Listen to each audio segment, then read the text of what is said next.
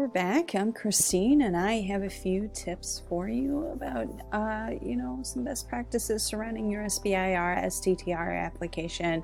And this biggest one is incredibly important. Before you even put your hat into the ring or consider applying for SBIR, STTR, we always tell our clients, contact the funder. Pick up the phone, call them, ask them questions, or email them, and really get a sense of whether or not you are a fit for that application. We at E.B. Howard Consulting can always agree that you're probably a fit, but we always defer to the funding agency about whether or not you're a fit for that funding opportunity. And you may have some additional questions that we may not be able to answer, but we always say contact the funder. So we have a little blog article on this, ebhoward.com, SBIR, contacting your agency, and just some best practice tips and a random stat you should be aware of. Did you know 85% of all successful grant seekers have had contact with a program officer? Interesting statistic.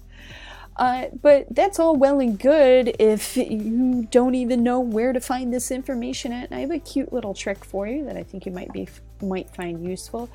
And I already saved this into my copy and paste, but if you Google the solicitation ID, and we're going to pick on NIH for a second, sorry NIH, but if you put in their solicitation ID right into Google, it floats right to the top. It's right there in your search, and you're going to see the general solicitation for SBIR. It's PA 19270. This is no clinical trials allowed. This is the general grant application.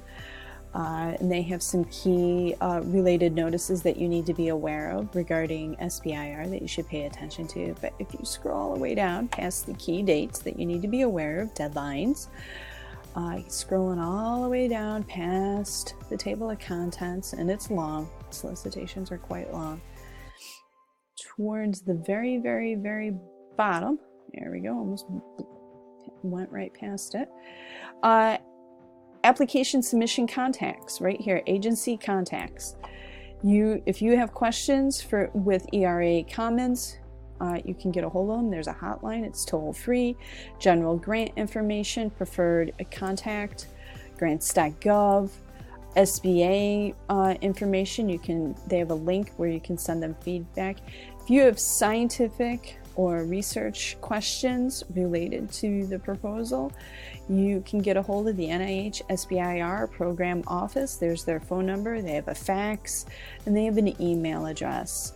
And of course, you can see more specific contact information with their contacts. So we always recommend call them and email them at the same time. But just that neat little trick on where to find it, it's way at the bottom of the web page under agency contacts under PA 19270. Now the solicitation changes as funding, the omnibus solicitation gets renewed every so often, so you want to pay attention to that. But if you know the solicitation ID, you can Google it and scroll right to the bottom of the page. At least for NIH, other agencies have a similar, not the exact same, have a similar setup, and you'll be able to find the contact information right on the solicitation page. And that's all I got for now. Always contact your funder. Thank you.